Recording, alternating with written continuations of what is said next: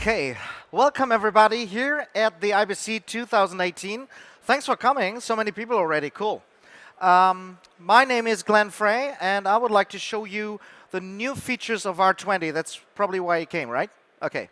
Also, thank you everybody on the internet for watching us. I can assure you R20 is a big release, and there's a lot of great stuff in there. Unfortunately, I only have 1 hour to show you all the stuff, so there's a lot of stuff left behind that's still great, but too small for this presentation. I only can show the big stuff, and the big stuff is really huge this time. So let's start, not waste time. Like every year in my presentation, I have this fancy sound that cost me 1,000 euro, so I have to do this every year in the beginning so you get awake, and because it was so much money. There it is. But it was worth it, right? I can do it once more. Okay. Let's click through the presentation. Before we start with our 20 features, I would like to show you some of the general C4D work. And I can tell you this is just amazing. I could just click for 2 or 3 hours, click through all the renderings that we get through the year, and it's getting better and better every year. It's incredible.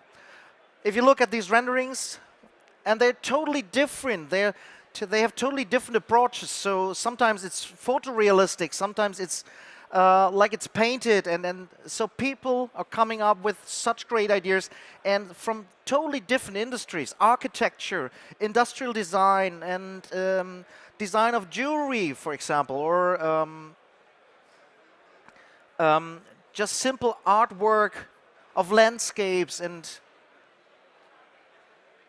yeah, because Cinema 4D got better and better over the years, of course, it pays attention to a lot of artists out there. And since Maxon always tries to make Cinema 4D as easy as possible and intuitive while still being professional, we also try to bring a software on the market every year when it's nearly bug-free. Of course, no software is bug-free, but we don't give software to our customers that crashes all the time, because you have to rely on that. So here are our new splash screens: Prime, Body Paint, Broadcast, Visualize, and of course Studio. And that brings me to the first big feature of Cinema 4D, R20, multi-instances. Multi-instances is a feature that gives you the ability to show and render and have a lot of objects in the viewport, a lot of clones. And before we had render instances, they already were faster in the viewport, and the memory was lower, the memory usage. But multi-instances take it to a whole new level. So, like I said, efficient way of creating lots of objects, clones. It's much faster than the render instances before, and less memory is needed. This is how it looks like. You just change the cloner to multi-instances, and then you have a viewport feedback that you can change. So you can turn it off, so you don't see anything, or no clone, so you can work on the other stuff. Points, that every clone is represented by a single point. That is, of course, very fast. A matrix that are just cubes that all have the same size. Bounding box that has the size of the actual clone. It's a box around the size and the shape. And object is as the actual clone. And I started, and I can assure you, even though I'm in marketing, I don't tell stuff that I'm not really sure that it's the truth. So I worked on this MacBook. This is my main working machine. So when I tried out the multi-instances, I just wanted to see how this works on my MacBook, because this is the machine I always carry around.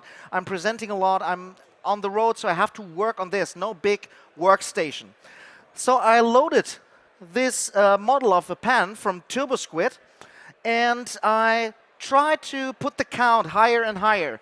And you know from Cinema 4D that sometimes when you have a count, depending of course on the polygon count of the single object, when you have a count of 100 to 100, it gets problematic. So I tried it on this notebook, and I got higher and higher with the count. Now we've got 25 to 25, and I got even higher, 50-50, was still running smooth.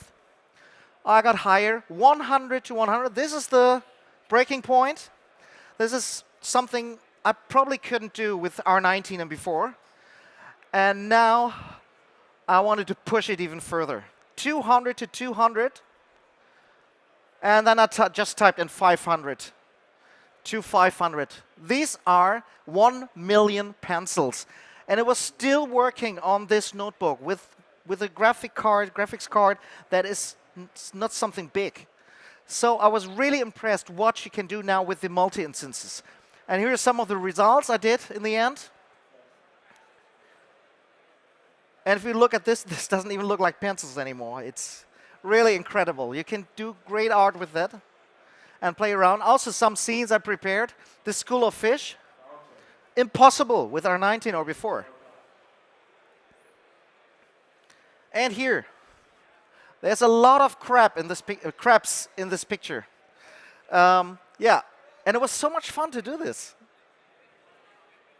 And some other artwork from co-workers. And this is a test I did with animated animals. This is also from TurboSquid. And even with animated characters, it does work. Another test did by Renderburn, 22,500 characters, 18,000 polygons each.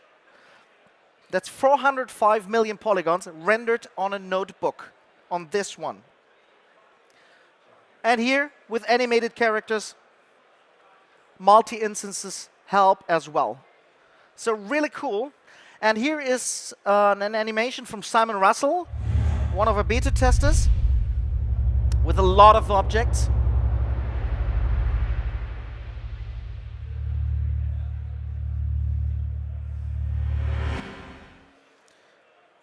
And another scene from Marine Raven. Very cool. I love this picture. 40 million single blades of grass in this scene. Also, this one is very beautiful. And a very nice animation again from Marine Raven. With multi-instances, he distributed all the trees on the surface and I guess also the rocks, but I'm not sure, but definitely the trees. Very beautiful animation.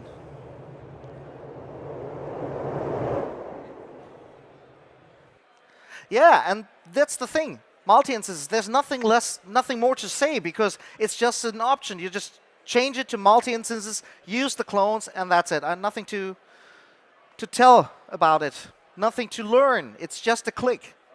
So, motion tracker improvements. We took the motion tracker to a next level when it comes to user experience, because that's very important. You have to work fast and you have to feel comfortable. So we changed the interface. For example, just make a double click and you create a motion tracker. Do another double click and you select your footage. Just 2 double clicks and you're there and you already have your footage in your motion tracker. So very fast way to start.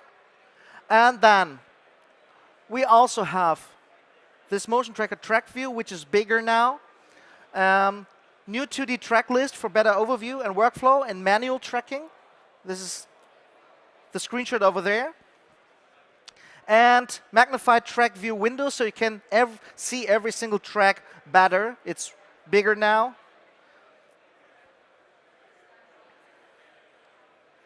And visual indication for tracking direction in graph view. You can see it here by this yellow stripe and the arrow in which direction it is pointing.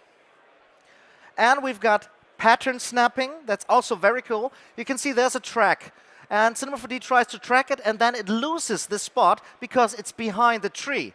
And then at one point, you see that this pattern is there again. And you just take this track and put it on the track again, and Cinema 4D recognizes it and snaps to the track and goes on and tracks from that point on. That's very cool. And we've got automated keyframing with virtual keyframes. And this does the following. Here in this example, virtual keyframes are disabled. So look at this. As soon as the shape is no longer recognizable, the track is moving. because it cannot recognize the shape again. And then it snaps back when it comes to the shape that it was originally. With the new visual keyframes enabled, you can see it stays stable all the time. The track recognizes the right spot all the time, even though you have a rotation here of this paper on the table. So this is also very cool new feature. Here, virtual keyframes are off, then virtual keyframes set to frame interval and error threshold. Yeah, 2D mode, all selection tools are supported. Before it was lasso, so now you can use all selection tools, not only lasso. Common shortcuts can be reused, for example, S, H, and arrow keys.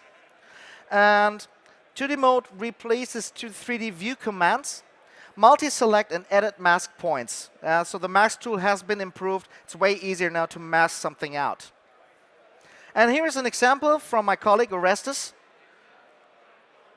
It's a very nice example because you can see how shaky the camera is. The camera is shaking, and the cubes that are falling down are 3D. And you don't see that they actually weren't there when this was filmed. So the tracking is so stable. Every single movement of the camera is recognized and put into 3D. So this can be matched. Another example from my colleague Jonas. He's coming today here to your booth. And yeah, this is not only tracking, but this is also using a feature that I'm going to show you later, fields. So you can grow stuff on surfaces. But that's just one example. And another example from Jonas.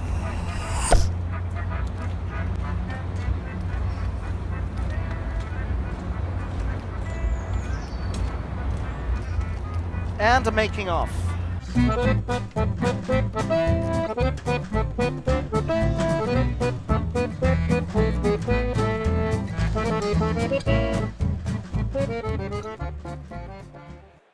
Yeah, I can tell you, working with the motion tracker of Cinema 4D is really a lot of fun. And it's now even better than before and more convenient.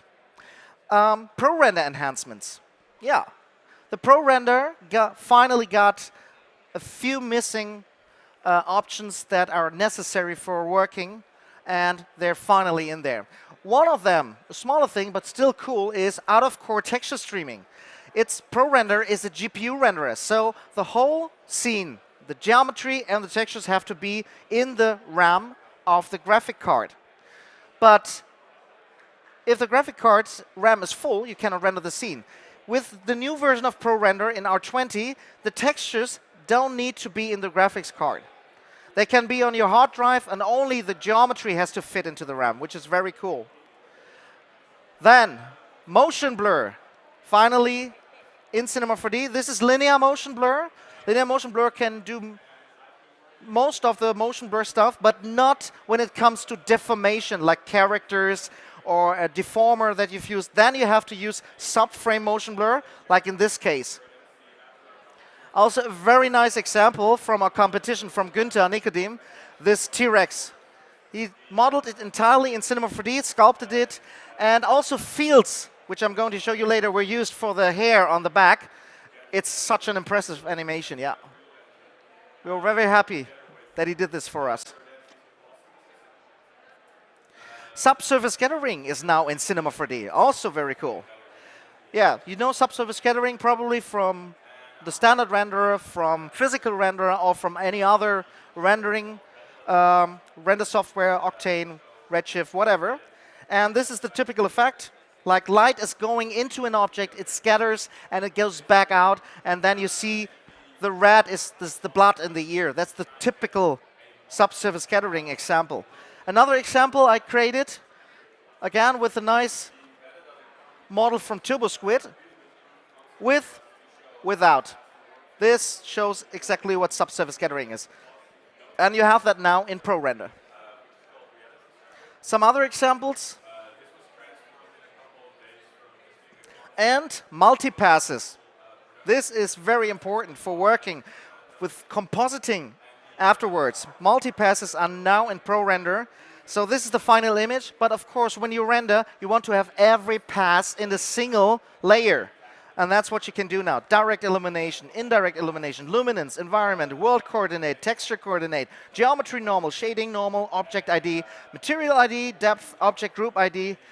Yeah, so all the multipasses now in ProRender. Also supported for ProRender in R20 is physical sky, MoGraph color shader, and separate ray depth for diffuse, reflection, refraction, and shadow. And multi-instances, they work with ProRender as well. Shadow catcher, and all 2D noises.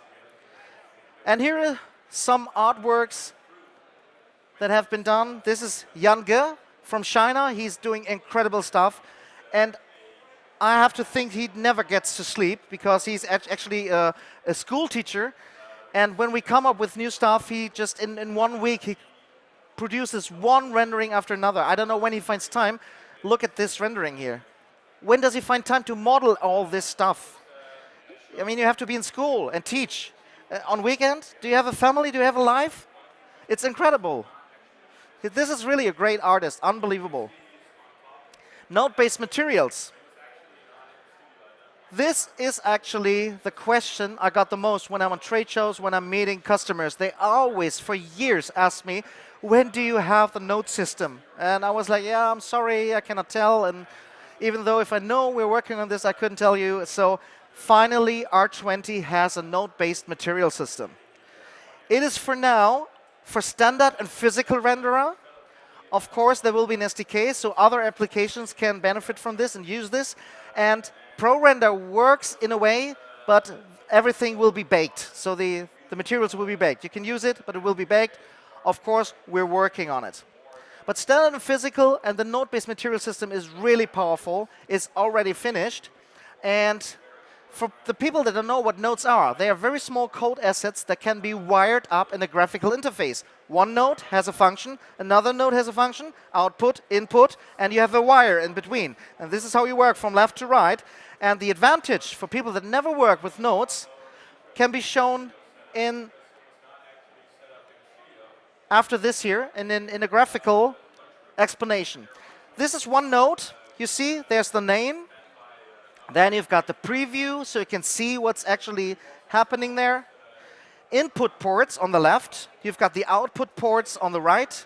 You've got toggle preview, and you've got a solo button. So every time you want to see, what does that function? What does that do to my rendering? You hit solo, and it renders only this node. So here's the advantage, or one of the advantages. The old material system, you've got a picture, and you put it into the color channel, and then you put a filter on it. And then you've got the luminance channel, and you use the same image, so you have to load it there again. And you use a filter, and then you use a colorizer, and yeah, the picture is there, and then you have the normal channel, and you use another picture, and you have a filter again, and then you close everything up. That's the old material system. Opening up, loading something, opening up, put a layer on it. In the layer, you put the picture. So you're actually opening boxes and looking inside, and then you close them again. So every time you want to change something, you have to open all these boxes. Here, this is the picture in the color channel. I want to exchange that. I want the whole rendering to have a new picture. I don't want that anymore. You have to open the color channel, exchange it. Then you open the luminance channel, and then you open the layer, and then you open the filter, and finally you find the picture and you exchange it. And then you go to the normal channel, and you do the same. Opening, opening, exchanging.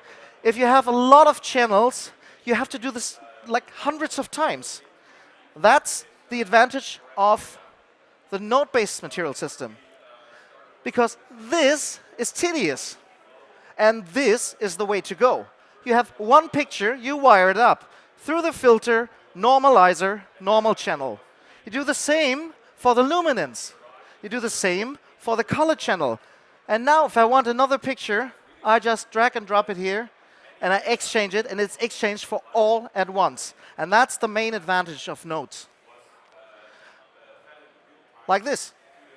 Why do it hundreds of times when you could do it just once? Time saver.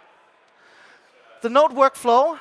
So I've got a video here that shows some of the stuff with the node system. This is how it looks like. This is the interface. Very clean, very stylish. And you can see that you have a checkerboard here, and it's connected to the diffuse channel, which is actually the color channel. And then you've got nodes on the left side. I think we have 143 nodes prepared for you for every single need. So you've got the output here with a gradient. So you put on top of the checkerboard a gradient that's connected to the checkerboard. And you can see in the diffuse channel here, everything adds up, or here. So you see we've got the checkerboard, we've got the noise on top of that, we've got the gradient, everything adds up. And now we also use a picture and put it into the color channel, it's added as well.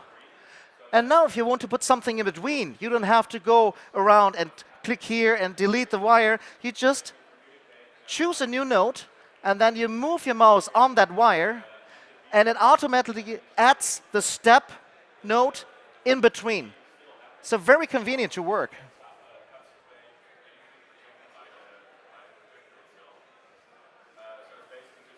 And this is how you build up a node system. So a node system is all these nodes connected with wires, and you can even group them together, which will be shown soon.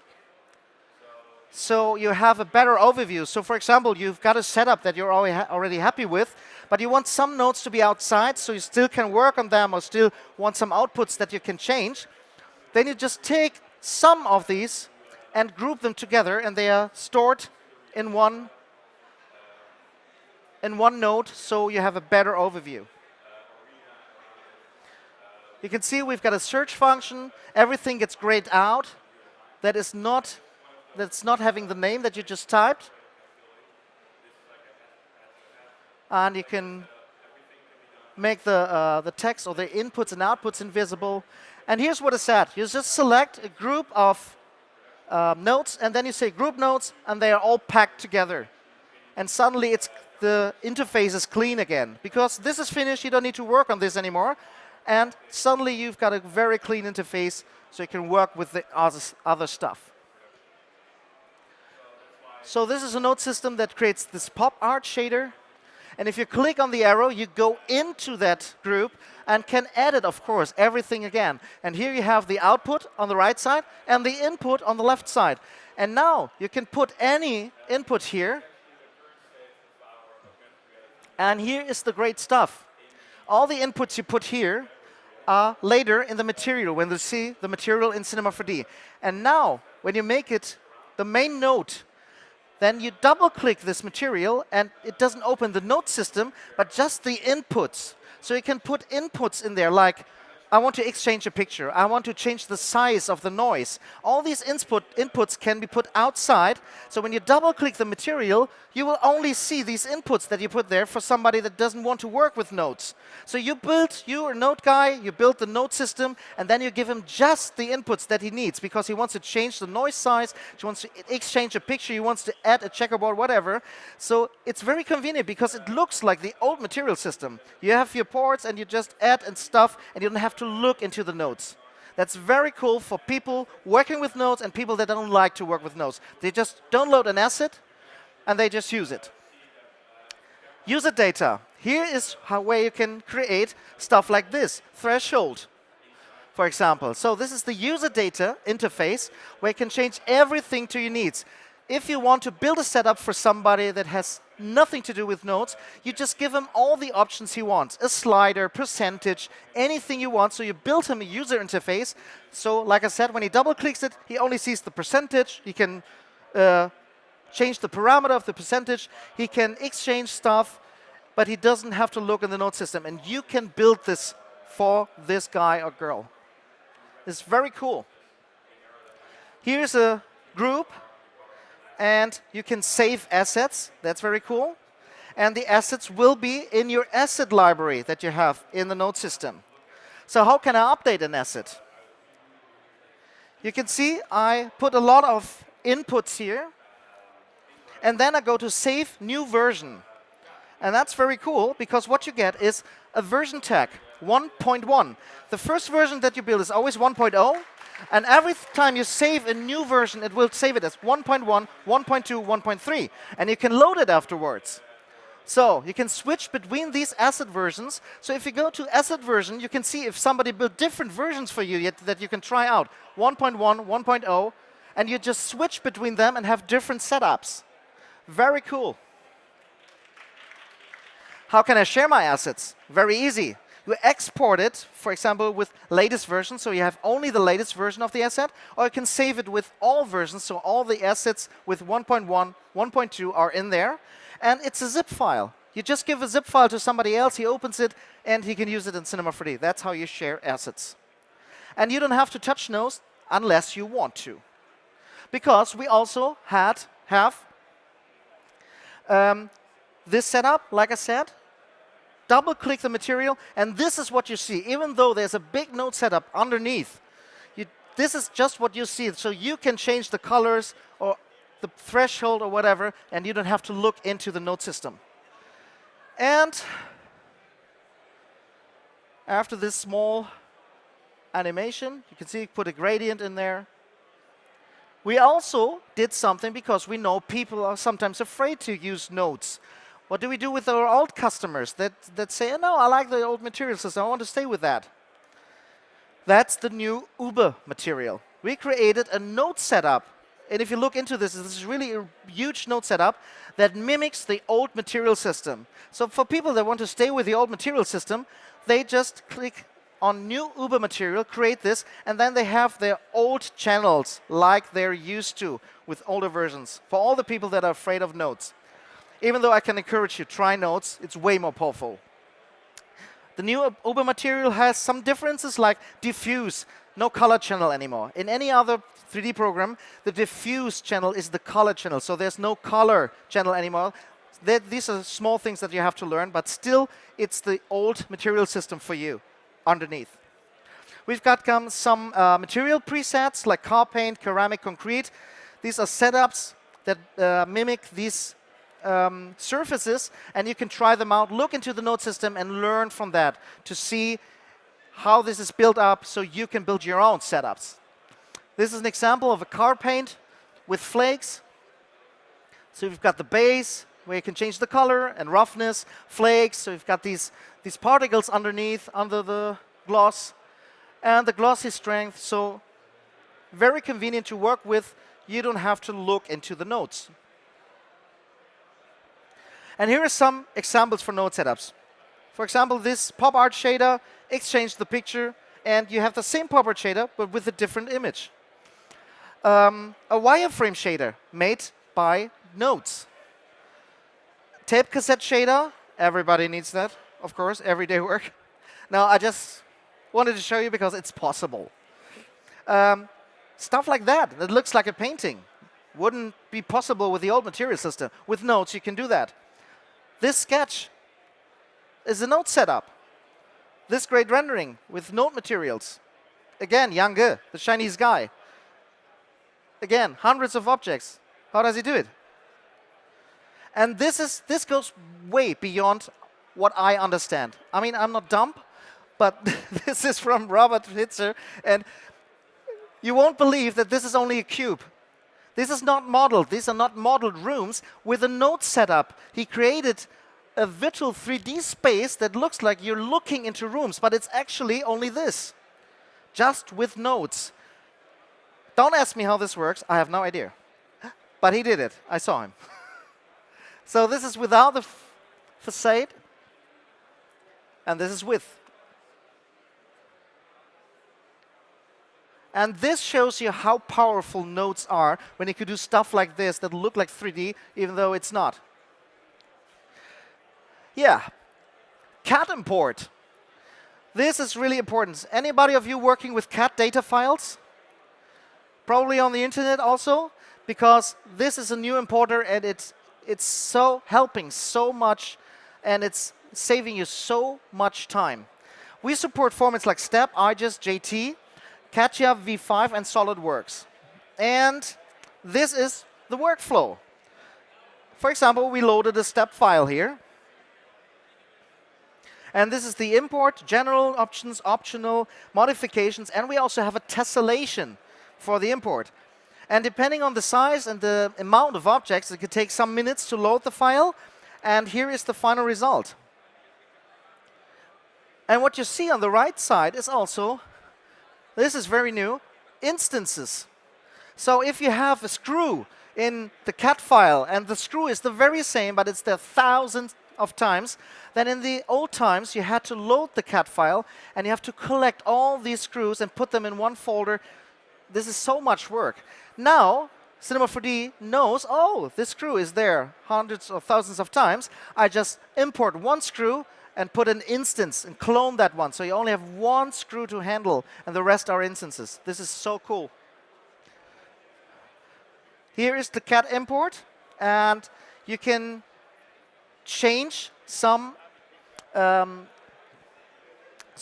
the parameters, so how you want to actually import that cat file. So for example, normal tag, non-normal tag or phone tag edge breaks, so it sorts the objects by that.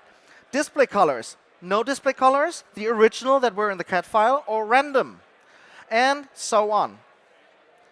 For layers and materials as well. So here we have an example. Object count, when you import it like that, 3,643 objects that you have to handle. Now we change the function optimize hierarchy and turn it on. Suddenly only 2,301 objects. And then we change combine by topology, and suddenly we only have 1,793 objects. And then we combine the objects by color, 79 objects. And if you do it by layer, 2 objects. So this is a huge time saver for you working with cat files. We also have a tessellation option. This is the original tessellation, and then we set the max length to 10, and it adds a homogeneous tessellation. You can also have a scale-based tessellation. You see the difference on the geometry. By these colors, you can define that. And this is the import settings you will find in the preferences. So a lot of stuff can be changed already there before you import a file to your needs in the preferences. And some examples. And now we get back to the node-based material system. Do you know what a bevel is? A bevel is a small rounding on an edge. In real life, if you create a cube, it has a 90 degrees edge. In real life, there's no 90 degrees edge. Never, ever. No sharp edge. Everything is at least tiny but small, rounded. So you have reflection on every corner. And no matter how good your rendering, your light, your textures are, if you have objects there that have an absolute 90 degrees edge with a sharp edge, it looks not realistic. The eye sees it immediately. So a bevel is put on top of objects. We have a bevel deformer and a bevel tool to give roundings to your edges so it looks more realistic. With a node-based material system, you can build a setup where you don't have to put this bevel deformer on every single cat object, which takes forever. You just do it by nodes. This is the rendering without the node system, and it's a shader-based bevel, and this is with bevel. Look at these highlights. It adds roundings to all your objects without touching them, just by a shader. And this is what you can do. This is also the power of nodes. Look at the difference. This is very cool, I can tell you. And now we come to the fields. Wow, fields are incredible and huge. When I first tried them out with the alpha version of Cinema 4D R20, I was like, okay, fields are now replacing fall-offs. And the advantage is fields are single objects that I can touch and animate and reuse for other fall-offs. And I just didn't get it. I was like, okay, that's cool, but why is it so powerful? Why is everybody going crazy about fields? And then I dived deep into it. I saw examples, I played around with it, and suddenly it was like, oh my god. This is probably the biggest feature we've released in years. And it's hard to tell you in just a few minutes how powerful this is and what you can do. Fields is just a game changer. And I can encourage you, if you haven't seen a release piece done by Foam.io, Matthias Winkelmann is over there. He also did a presentation and probably will do one more, yeah, showing how we worked on influences, our piece that we released, and they made it, and it's incredible. It's using OpenVDB, which I will show you later, and fields in conjunction. And actually, I could talk for like 2 hours explaining what fields are. If you watch this movie, then you know how crazy this fields is and what you can do with it. So let's start. Fields replace all fall-offs. So when you had a fall-off before, it's gone. Now you have fields. This is the first thing you need to know. These are the fields that you can use. Here are some of the objects that you can create. And here's a small introduction. So what I have here is, I've got a lot of fields here, vertex map, box field, spherical field. And you can see how they influence this object. And here are also some decay options that you can use. And in this case, I turn the others off. And now I only have the spherical field, and I turn them back on. And if you move the spherical field, you can see it distributes or changes the clones with a random, no, in this case, the plane effector. So the thing is, every object here in the MoGraph setup has a field, so you can reuse the spherical field. So if you animate this spherical field moving around and you want another effect to take place at the same time, you can just drag and drop the spherical field into the field of another effector, like random, for example. It's the same field. I just dragged and dropped it there. So you just have one object to animate, but it controls many effects at the same time. You can see color is changed now, and also the position and the size. You can do stuff like this. We have got a grow mode. This is a spherical field that is touching the surface, or these clones, and they grow as soon as they touch, as the spherical field touches the surface. Also, this one here, all these objects get aligned to the spline, and you can create crazy animations like this here. And here again, one fall off, one field, but it uses the bulge deformer and also the displacer at the same time. So it gets bulged and displaced. And you control vertex maps now. Vertex maps are normally static. They're just there. You painted them. Now you can move a field and control the vertex map. And because you can animate that field with keyframes and do stuff like this is way more powerful. Here. Particles touching the surface, and the grow mode starts. You cannot imagine what's possible with all these functions together. Here, procedural modeling. You can see the bevel deformer is only applied where this field is. Then you add a random field, which randoms the bevel deformer. And here's another example of one field used in many different deformers, effectors, or whatever. So you just have one field, and it affects over multiple objects, multiple effects, just one field. So vertex map tools. For example, you have a vertex map, and then you activate use fields. And this is what you get in the end. On here, you can see the vertex map with the freeze. The freeze is always storing the initial vertex map. So if you painted a vertex map and you create a field, there's always a freeze, and the freeze stores your initial painting of the vertex map. And then you can set the freeze to grow, the grow mode. And then you put a noise on top and subtract it from your field, and you get this. The vertex map is growing, and this vertex map is then on top controlling these clones to appear.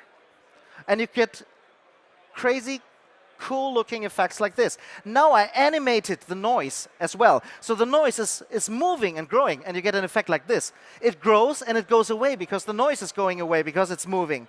So you have this effect. Hundreds of options to change. And the vertex map that is controlling the clones.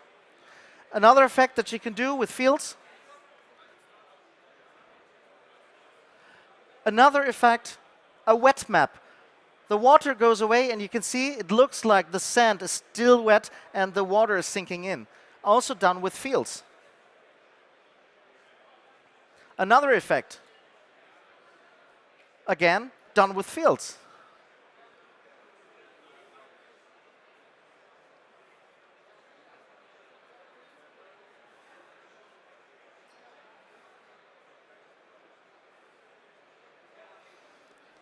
And parametric selections. You know parametric selections? You have a polygon object, you select polygons, say set selection, and you've got a polygon selection tag which has stored all the polygons that you've selected, but it's static.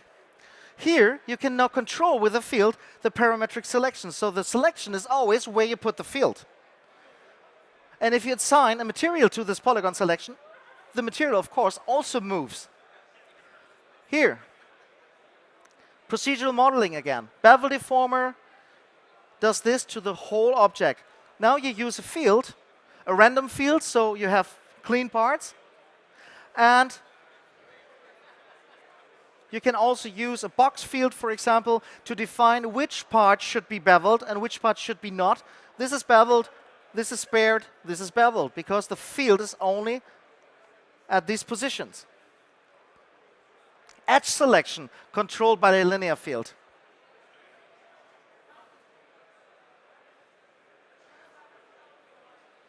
Point selection controlled by a spherical field.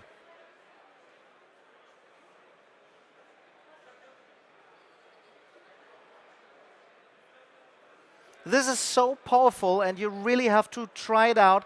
Look at examples on YouTube, on the internet, to really understand what this is and what this can do. Another example from Christian Wolff.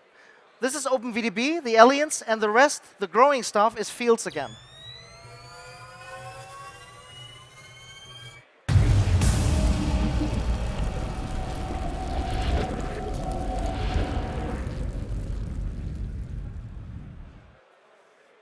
Yeah, possibilities are really endless. We come to volume modeling, and this is my personal favorite. This changed the way I model objects, and I can show you with a practical example during my presentation why. We've got OpenVDB, this is the standard, but we don't use it for rendering clouds. We use it for modeling in Cinema 4D, for giving you a new approach of modeling. It's actually something like Boolean operations. You have one object, another object, you put them into each other, and then the volume builder creates voxels on the surface. Depending on the voxel size, it's detailed or not so detailed. You can change the size and make it even smaller.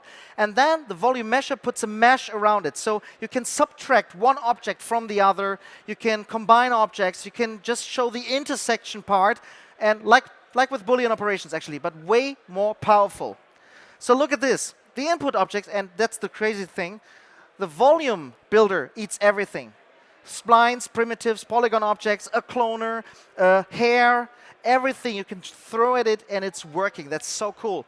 So you have this object here, the tube, and we've got a helix spline. We put it into the volume builder, you get this. We put it into the volume measure, put a material on it, and you got this. Try to model this. How long does it take? Try to model this. This is, if I'm fast, I would say 15 seconds. Incredible what you can do. The volume builder comes with a layer-based modification system like in Photoshop. So it's really one layer on top and underneath. So this is affecting this is affecting this. So this is the interface. And here's an example of a cap that was modeled with OpenVDB. This and the bottle as well. So you have this object, and you have the volume builder, and drag and drop it. This is the voxels. These are the voxels, and they're very big right now. So change the voxel size to give it more detail. This is what you get.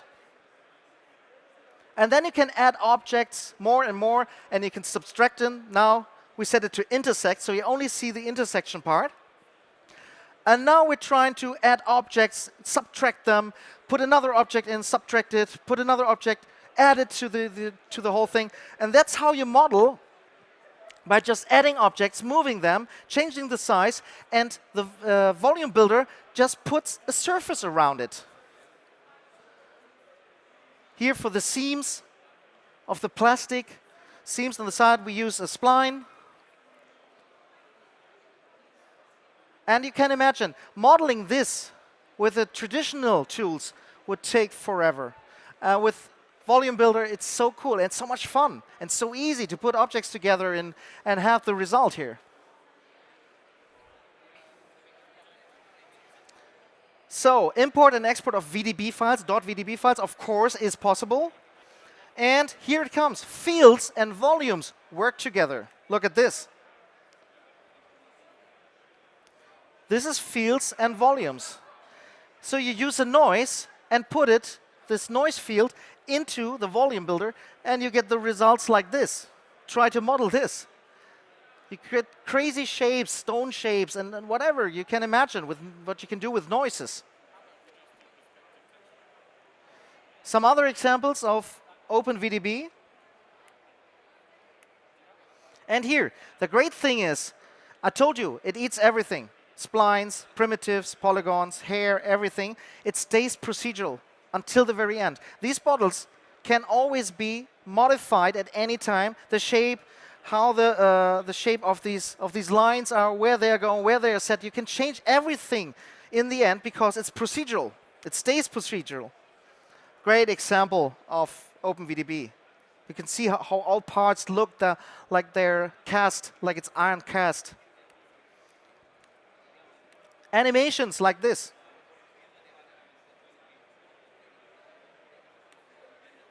Also, an animation.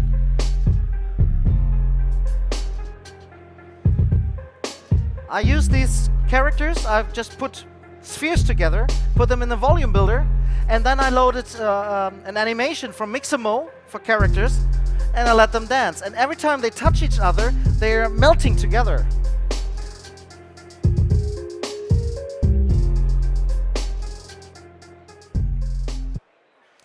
Hair, like I said, you can use hair and create this. This looks like a bone from the inside, like a microscopic. Or stuff like this. I let hair grow from the inside to the middle. I stop the hair here, and then I put a smooth layer on top in the volume builder to smooth it out and to make them intersect with each other. And then in the end, I did this. And here's a practical example. A friend of mine wanted to have this. This is her logo as a jewelry. So I did this with OpenVDB to have smooth transitions, and for the main reason was to get her name into this jewelry, because these are very small objects and it needs to be put into that object. With Boolean operations, I couldn't get any results, so it didn't work properly. So I did it in OpenVDB, and I sent it to Shapeways, and here's the actual object they sent to me. It's printed in gold and silver, and this was so much fun to use it, actually, to use OpenVDB for something practical. And some other examples, great examples of OpenVDB. And we've got also some other changes like cleanups. So we had to clean up Cinema 4D. Coffee is no longer there.